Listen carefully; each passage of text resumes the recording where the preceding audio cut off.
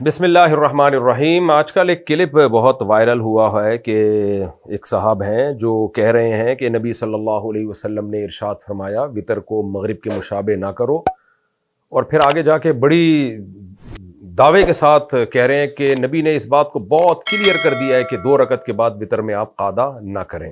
یہ کلپ بڑا وائرل ہوا۔ میں نے کہا یہ صاحب کوئی نہ عالم ہے نہ مفتی ہیں، میں کیوں ان کا جواب ریکارڈ کرواؤں، لیکن وہ کلپ اتنا زیادہ وائرل ہو گیا کہ بہت سے لوگ نے مجھ سے رابطہ کیا، بھائی اس کا کیا جواب ہے۔ اچھا، وہ بھائی صاحب نے اسٹائل بھی بڑا زبردست مارا ہے، ایسے کر کے نا جیسے بہت ٹینشن سے آج یہ جاگے ہوں اور آج ان کو لاکھوں کروڑوں لوگوں کی نمازیں ضائع ہونے کا جو فکر تھی لوگوں کی نمازیں ضائع ہونے کی، اس فکر نے ان کی راتوں کی نیندیں اڑا دی ہیں، اور بیچارے بڑی ٹینشن میں آ کے کہہ رہے ہیں کہ او ہو ایسے نا اسٹائل مارا یوں کر کے۔ آپ دیکھیں اب یہ ذرا آپ خود سنیں ان کو، پھر میں اس پہ تبصرہ کرتا ہوں۔ ساری زندگی وطر کی نماز غلط ادا کرتے آ رہے تھے ہم۔ امیجن دیٹ رسول اللہ صلی اللہ علیہ وآلہ وسلم نے فرمایا کہ اپنی وطر کی نماز کو مغرب کی نماز کی طرح ادا مت کرو۔ یہ بھائی صاحب نے 2 دعوے کیے ہیں اس میں۔ ایک دعویٰ تو یہ کیا کہ نبی صلی اللہ علیہ وسلم نے ہمیں حکم دیا کہ 2 رکعت کے بعد قعدہ مت کرو وطر میں۔ وطر کی نماز میں ہلکا سا چینج آتا ہے۔ وطر کی نماز میں آپ کو سیکنڈ رکعت میں تشہد ادا نہیں کرنا ہوتا۔ نماز میں تشہد کا ایلیمنٹ وہ ہوتا ہے جہاں ہم بیٹھتے ہیں اور اتحیات ادا کرتے ہیں۔ نارملی تشہد سیکنڈ اور 4تھ رکعت میں ادا کیا جاتا ہے جو ایون نمبر کی رکعتیں ہوتی ہیں، لیکن رسول اللہ صلی اللہ علیہ وآلہ وسلم نے بہت کلیئر کیا ہے۔ نبی علیہ السلام نے فرمایا کہ جب تم وطر کی نماز ادا کرو تو سیکنڈ رکعت میں تشہد ادا مت کرو۔ میرا ان سے سوال یہ کہ کہاں حکم دیا؟ کوئی ایک حدیث آپ پیش کریں۔ نبی صلی اللہ علیہ وسلم پہ آپ نے اتنا بڑا بہتان باندھ دیا، اور اتنے دعوے کے ساتھ اور ایسے ناٹک کے ساتھ اور ایسے اسٹائل کے ساتھ آپ نے کہاں ارشاد فرمایا کہ 2 رکعت کے بعد قعدہ مت کرو؟ وہ حدیث آپ ذرا پیش کریں۔ جو آپ نے حدیث پیش کی ہے کہ نبی صلی اللہ علیہ وسلم نے وطر کو مغرب کے مشابہ پڑھنے سے منع کیا، رسول اللہ صلی اللہ علیہ وآلہ وسلم نے فرمایا کہ اپنی وطر کی نماز کو مغرب کی نماز کی طرح ادا مت کرو۔ میں آپ کے سامنے پورے الفاظ اس حدیث کے پڑھ کے سنا دیتا ہوں، اسی سے آپ کو پتہ چل جائے گا کہ نبی نے جو وطر کو مغرب کے مشابہ پڑھنے سے منع کیا ہے، اس منع کرنے کا مطلب کیا ہے۔ نبی علیہ السلام نے جو ہمیں منع کیا نا کہ وطر کی نماز کو مغرب کی طرح ادا نہ کرو، اس میں بہت مائنیوٹ سا چینج ہے۔ جیسے ہم مغرب کی نماز میں پہلی رکعت ادا کرتے ہیں، سیکنڈ رکعت میں بیٹھ جاتے ہیں، تشہد میں اتحیات ادا کرتے ہیں، پھر 3rd رکعت کے لیے کھڑے ہوتے ہیں، اور پھر 3rd رکعت بھی ویسے ہی ادا ہوتی ہے جیسے سیکنڈ کی تھی، with the addition of درود and then سلام۔ وطر کی نماز میں ہلکا سا چینج آتا ہے۔ وطر کی نماز میں آپ کو سیکنڈ رکعت میں تشہد ادا نہیں کرنا ہوتا۔ نماز میں تشہد کا ایلیمنٹ وہ ہوتا ہے جہاں ہم بیٹھتے ہیں اور اتحیات ادا کرتے ہیں۔ نارملی تشہد سیکنڈ اور 4تھ رکعت میں ادا کیا جاتا ہے جو ایون نمبر کی رکعتیں ہوتی ہیں، لیکن رسول اللہ صلی اللہ علیہ وآلہ وسلم نے بہت کلیئر کیا ہے۔ نبی علیہ السلام نے فرمایا کہ جب تم وطر کی نماز ادا کرو تو سیکنڈ رکعت میں تشہد ادا مت کرو، اور 3rd رکعت میں ڈائریکٹلی کھڑے ہونے کے بعد تشہد ادا کرو، درود پڑھو، دعا کرو اینڈ موو آن۔ پوری حدیث یہ دارقطنی کی یوں ہے۔ حدثنا عبد الله بن سليمان بن الأشعث قال حدثنا أحمد بن صالح قال حدثنا عبد الله بن وهب قال أنبأنا سليمان بن بلال قال وحدثنا أبو بكر النيسابوري قال حدثنا موهب بن يزيد بن خالد قال حدثنا عبد الله بن وهب قال حدثني سليمان بن بلال عن صالح بن كيسان عن عبد الله بن الفضل عن أبي سلمة بن عبد الرحمن وعبد الرحمن الأعرج عن أبي هريرة رضي الله عنه عن رسول الله صلى الله عليه وسلم قال لا توتروا بثلاث أوتروا بخمس أو بسبع ولا تشبهوا بصلاة المغرب۔ پوری حدیث یوں ہے۔ حضرت ابو ہریرہ رضی اللہ تعالیٰ عنہ فرماتے ہیں رسول اللہ صلی اللہ علیہ وسلم نے ارشاد فرمایا لا توتروا بثلاث، 3 رکعت وطر مت پڑھو، اوتروا بخمس او بسبع، 5 رکعت وطر پڑھو یا 7 رکعت وطر پڑھو، ولا تشبہوا بصلاۃ المغرب، مغرب کی نماز کے مشابہ مت بناؤ اس کو، وطر کو۔ کیا مطلب حدیث کا؟ پہلے تو میں یہ بتا دوں کہ 7 رکعت وطر یا 5 رکعت وطر کا مطلب کیا ہے، یہ بھی میں اپنی طرف سے نہیں بتاتا۔ امام بخاری کے شاگرد امام ترمذی، بہت بڑے محدث، وہ فرماتے ہیں کہ حدیث میں جب یہ آتا ہے کہ 5 رکعت وطر پڑھو یا 7 رکعت وطر پڑھو یا 9 رکعت وطر پڑھو، یا حدیث میں جب یہ آتا ہے کہ نبی 9 رکعت وطر پڑھتے تھے، 13 رکعت وطر پڑھتے تھے، تو اس کا مطلب 3 رکعت وطر سمیت پوری جو تہجد کی نماز ہے وہ مراد ہوتی تھی۔ وطر اصل میں عربی میں کہتے ہیں آڈ کو، جو 2 پہ ڈیوائیڈ نہ ہو سکے، ایون آڈ، ایون کہتے ہیں جو 2 پہ ڈیوائیڈ ہو، آڈ جو 2 پہ ڈیوائیڈ نہ ہو۔ تو حدیثوں میں جو آتا ہے 17 رکعت وطر پڑھتے تھے یا 5 رکعت وطر پڑھتے تھے یا 7 وطر پڑھتے تھے، یا نبی نے جو ہمیں حکم دیا کہ 5 رکعت وطر پڑھو 7 وطر پڑھو، اس کا مطلب کیا ہے کہ تہجد کی ٹوٹل رکعتیں 7 ہونی چاہیے یا 9 ہونی چاہیے یا 13 ہونی چاہیے. تو اس حدیث میں یہ پہلے میں امام ترمذی کا حوالہ دے دوں. امام ترمذی کی جلد نمبر 2 صفحہ نمبر 320 پہ لکھتے ہیں قال اسحاق بن ابراہیم معنی ما روی ان النبی صلی اللہ علیہ وسلم کان یوتر ب13 قال انما معناه انه كان يصلي من الليل 13 ركعة مع الوتر. کہتے ہیں جو نبی صلی اللہ علیہ وسلم سے مروی ہے نا کہ آپ صلی اللہ علیہ وسلم 13 رکعت وطر پڑھتے تھے, اس کا مطلب یہ ہوتا ہے کہ وطر سمیت ٹوٹل رکعتیں 13 ہوتی تھیں, تہجد بھی اس میں ملا کے راوی نے بیان کیا ہے. فنصبت صلاۃ اللیل الی الوتر, تو پوری رات کی نماز وطر کی طرف منسوب کر دی گئی ہے. اور آگے پھر اسی کے آگے انہوں نے دلیل دی ہے کہ حدیث میں آتا ہے اوتروا یا اہل القرآن, اے اہل قرآن وطر پڑھو. تو یہاں صرف وطر مراد نہیں ہے, پوری تہجد وطر سمیت مراد ہے. یہ امام ترمذی کی آپ عبارت دیکھ سکتے ہیں جو اسحاق ابن ابراہیم کے حوالے سے انہوں نے ذکر کی ہے. تو اب حدیث کا مطلب اب سمجھیں. میں دوبارہ اب حدیث کا ترجمہ کرتا ہوں. نبی نے فرمایا لا توتروا بثلاث, دارقطنی کی حدیث جو بھائی صاحب نے پیش کی, 3 رکعت وطر مت پڑھو. اوتروا بخمس او بسبع, 5 پڑھو یا 7 پڑھو. اچھا اس میں تو 5 اور 7 ہے, دارقطنی ہی میں حضرت ابو ہریرہ سے آگے بھی ہے, وہ بھی میں پڑھ دیتا ہوں. حضرت ابو ہریرہ رضی اللہ تعالیٰ عنہ فرماتے ہیں, یہ دارقطنی شرح معانی الآثار میں حدیث نمبر 1739 اس میں ہے. حضرت ابو ہریرہ رضی اللہ تعالیٰ عنہ فرماتے ہیں لا توتروا بثلاث, 3 رکعت وطر مت پڑھو. تشبہوا بالمغرب, اس سے تم مغرب کے مشابہ بنا دو گے اس کو. بلکہ کیا کرو ولیکن, بلکہ لیکن اوتروا بخمس, 5 رکعت وطر پڑھو. او بسبع, 7 پڑھو. او بتسع, یا 9 پڑھو. او ب11 یا 11 پڑھو. صاف پتہ چل گیا بھائی, اس کا مطلب ہے کہ صرف 3 نہیں پڑھو. ہوتا یہ ہے کہ مغرب کی نماز سے پہلے عام طور پر نوافل نہیں پڑھے جاتے, اگرچہ جائز ہیں, حدیث سے ثابت بھی ہیں, لیکن اس کی کوئی زیادہ ترغیب نہیں ہے اور معمول بھی عام طور پہ لوگوں کا نہیں ہوتا. تو نبی صلی اللہ علیہ وسلم فرما رہے ہیں کہ وطر بھی مغرب کی طرح مت پڑھو کہ صرف 3 رکعتیں, بلکہ وطر سے پہلے 2 رکعتیں یا 4 رکعتیں یا 6 رکعتیں یا 8 رکعتیں پڑھو, تاکہ پوری صلاۃ اللیل تمہاری کم سے کم 5 رکعتوں پر مشتمل ہو یا 7 رکعتوں پر مشتمل ہو یا 9 رکعتوں پر مشتمل ہو یا 11 رکعتوں پر مشتمل ہو. یعنی تہجد کا اہتمام کیا کرو, خالی وطر نہیں پڑھ لیا کرو رات کو اٹھ کے, اس سے پہلے نوافل بھی پڑھا کرو. تو یہ استحبابی حکم ہے, وجوبی حکم نہیں ہے, کیونکہ تہجد پڑھنا واجب نہیں ہے.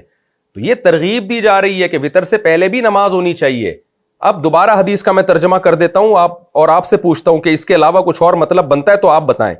اب دیکھو حدیث کے الفاظ, حضرت ابو ہریرہ فرماتے ہیں لا توتروا بثلاث, 3 رکعت وطر مت پڑھو.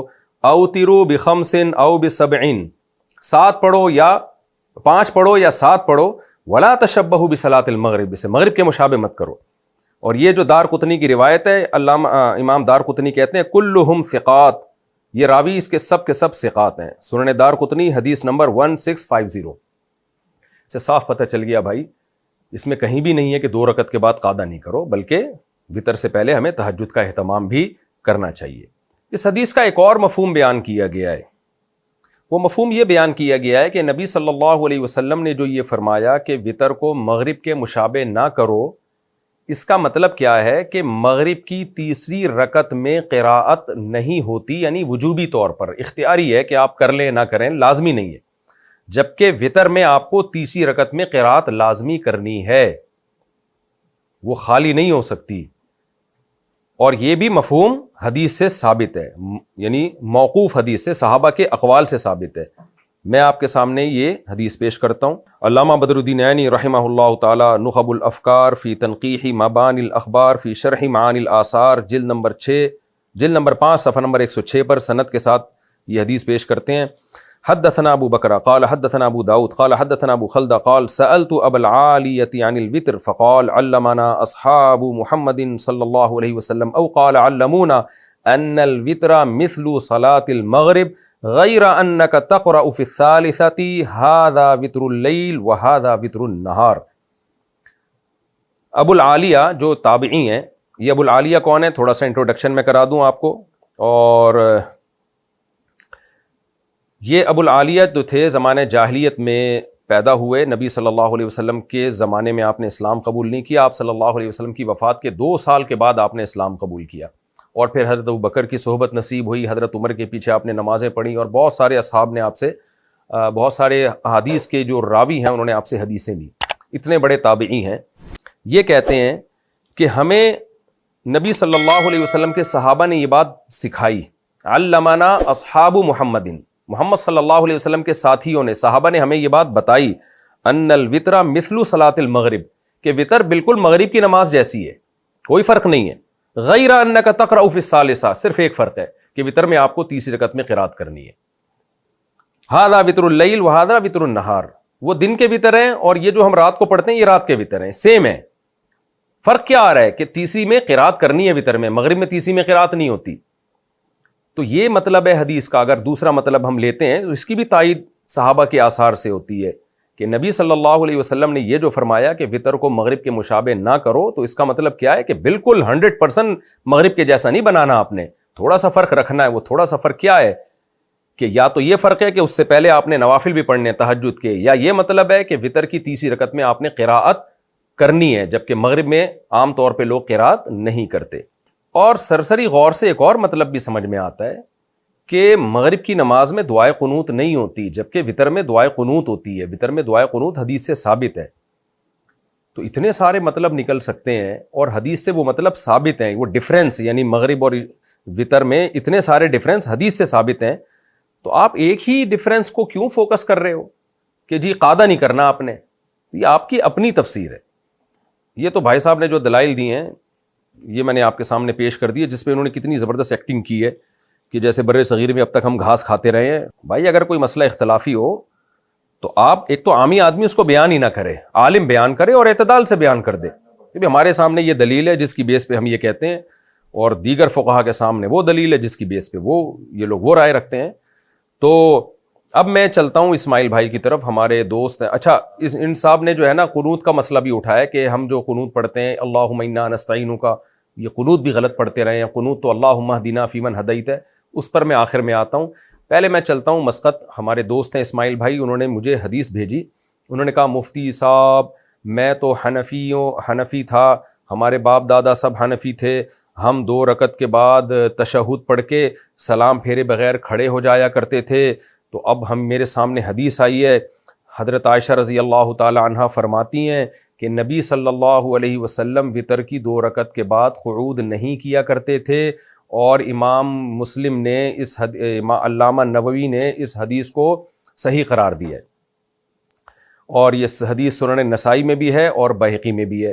تو اس میں تو صاف ہے, حضرت عائشہ رضی اللہ تعالیٰ عنہ فرماتی ہیں کہ نبی صلی اللہ علیہ وسلم وتر کی 2 رکعت کے بعد قاعدہ نہیں کیا کرتے تھے. تو میں اس وقت اسماعیل بھائی سے مخاطب ہوں اور ان کے توسط سے اور بھی بہت ساری دنیا کے مسلمانوں سے میں مخاطب ہوں کہ جو وتر کے بعد 2 رکعت کے بعد قاعدے کو ناجائز سمجھتے ہیں, اور سمجھتے ہیں کہ اگر کسی نے 3 رکعت وتر پڑھنے ہیں تو 2 رکعت کے بعد وہ سیدھا کھڑا ہو جائے, بیٹھے نہیں وہ. تو ان سے میں اب مخاطب ہوں. دیکھیں, پہلی بات تو یہ ہے کہ میں ابھی جو دلائل دے رہا ہوں وہ اس بات کے دلائل نہیں کہ 1 رکعت الگ سے پڑھنے جائز ہیں یا نہیں, وتر کے 2 رکعتوں کے بعد قاعدہ کر کے سلام پھیرنا جائز ہے یا نہیں, یہ ایک الگ ٹاپک ہے, اس پر میں الگ سے کلپ ریکارڈ کرواؤں گا انشاءاللہ. ابھی میرا ہدف یہ ہے, میرا ٹاپک یہ ہے کہ اگر کوئی شخص 3 رکعت وتر پڑھ رہا ہے تو 2 رکعتوں کے بعد قاعدہ کرے گا یا قاعدہ نہیں کرے گا, اس مسئلے کو کلیئر کر رہا ہوں. قاعدہ کر لیا تو سلام پھیرے گا کہ نہیں پھیرے گا, یہ ایک الگ ٹاپک ہے.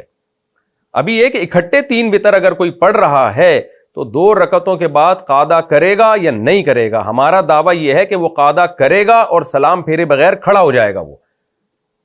تو اب اسماعیل بھائی آپ سے میں مخاطب ہوں, آپ میرے مخاطب ہیں کہ یہ جو آپ نے حدیث پیش کی ہے یہ آپ دیکھ سکتے ہیں اسکرین پہ. حضرت عائشہ رضی اللہ تعالی عنہا سے روایت ہے کہ سعد ابن ہشام کو حضرت عائشہ کہہ رہی ہیں آپ صلی اللہ علیہ وسلم وتر کی 2 رکعتوں کے بعد بیٹھتے نہیں تھے. اسماعیل بھائی, اس حدیث کی جو سند ہے نا وہ ہے عن قتادہ عن زرارہ بن اوفا عن سعد ابن ہشام عن عائشہ. یہ سند یاد رکھیں, بہت کام آئے گی آپ کے. حضرت قتادہ روایت کرتے ہیں حضرت زرارہ سے, زرارہ روایت کرتے ہیں سعد ابن ہشام سے, اور سعد ابن ہشام روایت کرتے ہیں حضرت عائشہ سے. یہ ہے حدیث کی سند. یہ سند اٹھائیں اور آپ صحیح مسلم میں سرچ کریں, پھر دیکھیں پوری حدیث کیا ہے. تو میں اب آپ کو اسی سند کے ساتھ یہی حدیث میں لے جاتا ہوں صحیح مسلم میں، اور دیکھتے ہیں امام مسلم نے اس کو کن الفاظ میں نقل کیا ہے، پوری حدیث کیا ہے۔ اب میں آپ کے سامنے صحیح مسلم کی پوری حدیث پڑھ کے سناتا ہوں۔ صحیح مسلم کی حدیث نمبر 746، اس میں حضرت قتادہ حضرت زرارہ سے اور وہ سعد ابن ہشام سے روایت کرتے ہیں حضرت عائشہ سے، لمبی حدیث ہے، آگے چلتے ہیں ہم۔ حدیث کے الفاظ ہیں وَيُصَلِّي 9 رکعات۔ اچھا، اس میں پہلے الفاظ یہ ہیں کہ حضرت سعد ابن ہشام سیدہ عائشہ سے پوچھتے ہیں انبئینی عن وطری رسول اللہ صلی اللہ علیہ وسلم، اے ام المومنین آپ مجھے نبی کے وطر کے بارے میں بتائیں۔ یہ اسپیسیفک سوال ہی وطر کے بارے میں ہو رہا ہے۔ سیدہ عائشہ نے فرمایا نبی صلی اللہ علیہ وسلم یصلی 9 رکعات، آپ 9 رکعتیں پڑھتے تھے، لا یجلس فیہا الا فی الثامنہ، آپ اس میں نہیں بیٹھتے مگر 8ویں رکعت میں، فیذکر اللہ ویحمدہ ویدعوہ ثم ینہض ولا یسلم، آپ اس میں پھر اللہ کی حمد و ثنا کرتے یعنی اتحیات پڑھتے، جیسے کہ دوسری حدیث میں پتہ چلتا ہے۔ اس کے بعد ینہض، آپ کھڑے ہو جاتے، سلام نہیں پھیرتے تھے، ثم یقوم، کھڑے ہوتے، فیصلی التاسعۃ، 9ویں رکعت پڑھتے، ثم یقعد، پھر قعدہ کرتے، اللہ کی حمد و ثنا کرتے، ثم یسلم تسلیما یسمعنا، پھر اتنی زور سے سلام کرتے کہ ہمیں آواز آتی، یعنی سلام پھیرتے کہ ہمیں آواز آتی اس سلام کی۔ اس میں کیا ہے کہ نبی صلی اللہ علیہ وسلم 9 رکعتیں پڑھتے اور ان 9 میں 8ویں رکعت کے بعد بیٹھتے۔ یہ 8ویں رکعت حقیقت میں وتر کی دوسری رکعت تھی، اس میں بیٹھتے اور پھر تیسری رکعت کے لیے کھڑے ہوتے، پھر سلام پھیرتے۔ اس سے صاف پتہ چل رہا ہے کہ سیدہ عائشہ حضرت سعد ابن ہشام کو جو نبی کا وتر بتا رہی ہیں، نبی صلی اللہ علیہ وسلم کا، اس میں بتا رہی ہیں کہ آپ 8ویں رکعت کے بعد بیٹھتے، سلام پھیرے بغیر کھڑے ہو جاتے اور تیسری رکعت کے بعد آپ سلام پھیرتے۔ پھر آگے حدیث کے الفاظ کیا ہیں کہ ثم یصلی رکعتین بعد ما یسلم وهو قاعد، پھر آپ 2 رکعتیں پڑھتے بیٹھ کے، فتلک 11 رکعۃ یا بنی، اس طرح یہ ٹوٹل 11 رکعتیں ہو جاتی تھیں اے میرے بچے۔ حضرت سعد ابن ہشام کو محبت سے کہہ رہی ہیں اے میرے بچے، تو فرمایا کہ اے میرے بچے یہ ٹوٹل 11 رکعتیں ہوتی تھیں، یعنی 3 رکعت وتر کے بعد 2 رکعت بیٹھ کے پڑھتے، اور اس سے پہلے آپ صلی اللہ علیہ وسلم 6 رکعتیں پڑھتے، تو 6 اور 3 9 اور اس کے بعد 2 رکعت، یہ ٹوٹل 11 رکعتیں ہو گئیں۔ تو اس سے صاف پتہ چلتا ہے وتر کی 2 رکعتوں کے بعد بیٹھتے۔ ہاں، یہاں ایک سوال پیدا ہوتا ہے، اس حدیث میں تو الفاظ ہی لا یجلس فیہا الا فی الثامنہ، کہ نبی صلی اللہ علیہ وسلم 8ویں رکعت کے بعد ہی بیٹھتے۔ اس سے ایک اشکال ہوتا ہے کہ اس سے پتہ چلتا ہے کہ پھر وہ 8 رکعتیں کنٹینیو پڑھتے، آپ بیچ میں جلسہ ہی نہیں ہوتا تھا، 2 رکعت کے بعد بیٹھتے ہی نہیں تھے، تو ایسا نہیں ہے۔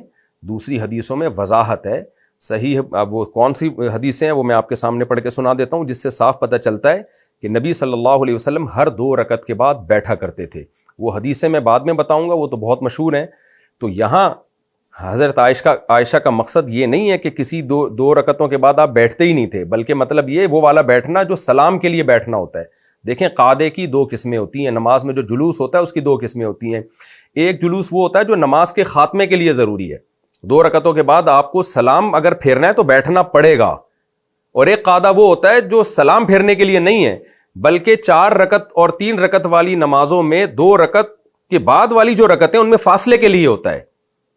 تو سیدہ عائشہ کا مطلب یہ نہیں ہے کہ 2 رکعتوں کے بعد آپ کبھی بیٹھتے ہی نہیں تھے، بلکہ مطلب یہ ہے کہ وہ والا بیٹھنا جو دوسری رکعت اور تیسری رکعت میں فصل کے لیے ہوتا ہے، وہ والا بیٹھنا نہیں تھا، وہ والا بیٹھنا صرف وتر کی دوسری رکعت کے بعد ہوتا تھا۔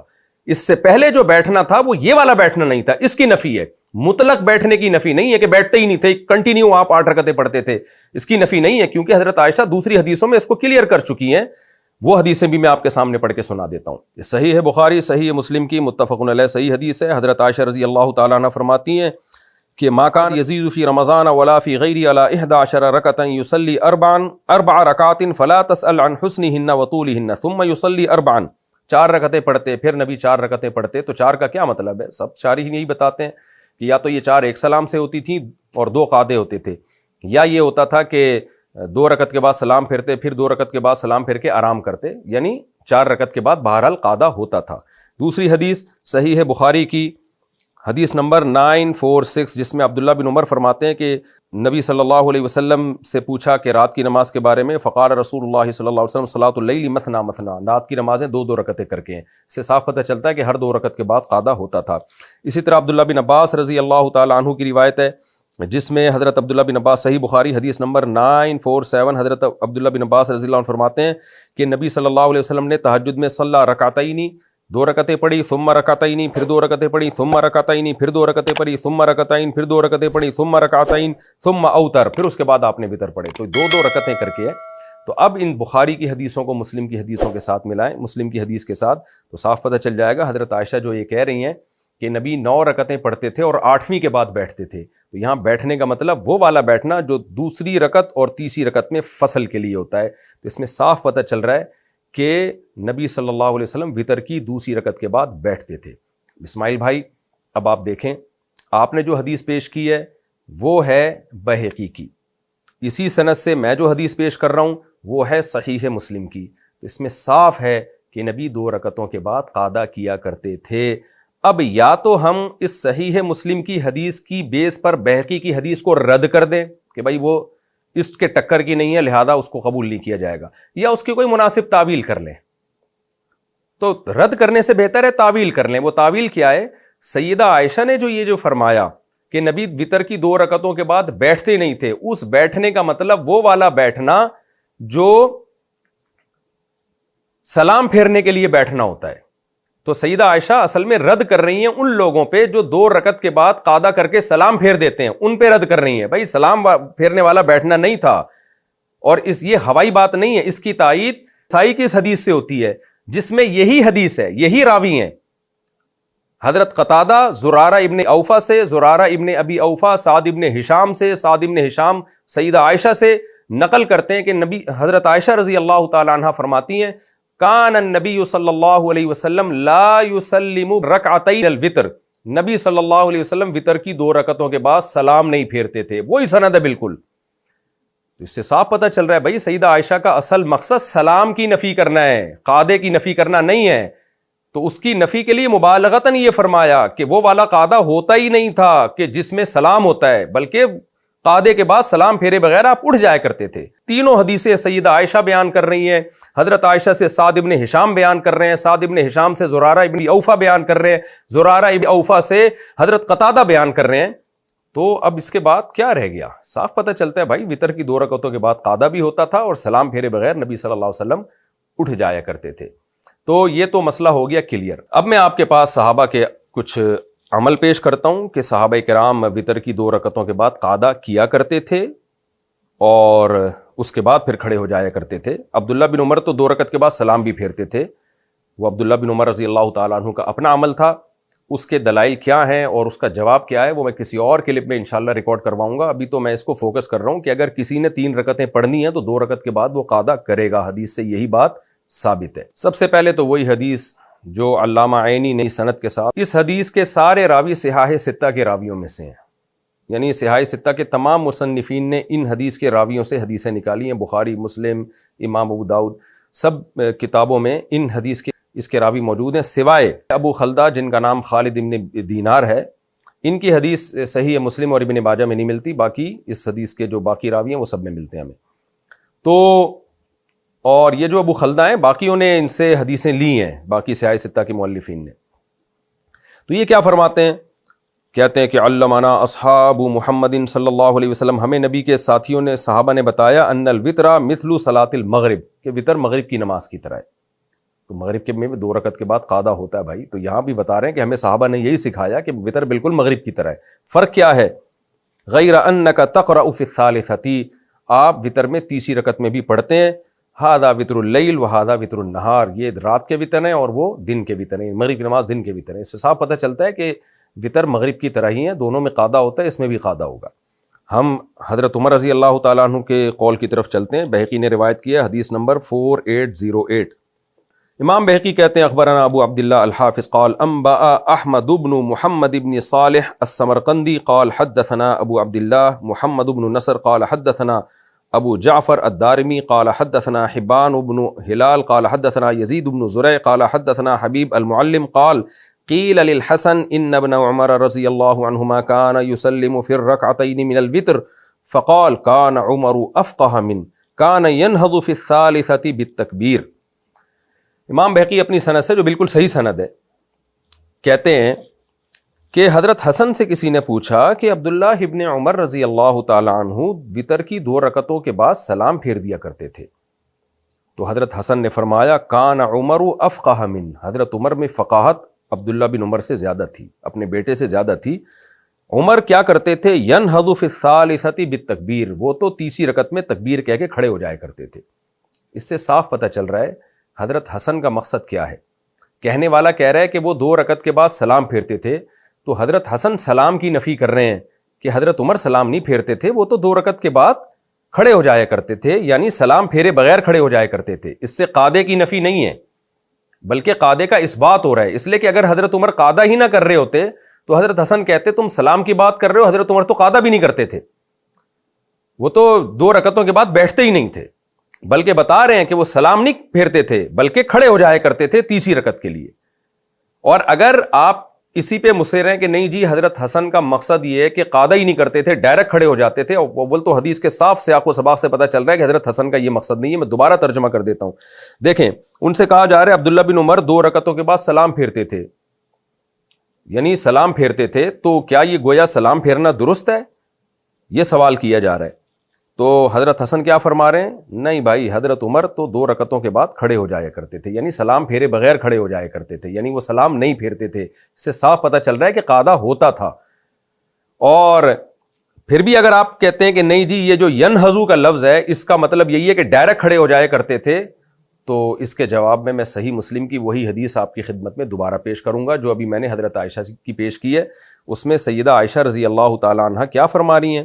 نبی صلی اللہ علیہ وسلم وتر کی 2ری رکعت کے بعد بیٹھتے تھے، حدیث کے الفاظ ہیں 8ویں رکعت کے بعد، جو تہجد کی 8ویں ہوتی تھی، وتر کی 2ری، اور اس میں بھی بالکل یہی الفاظ ہیں کہ نبی صلی اللہ علیہ وسلم بیٹھتے تھے، اتحیات پڑھتے، ثم ینہض ولا یسلم، پھر آپ کھڑے ہو جایا کرتے تھے، سلام نہیں پھیرتے تھے۔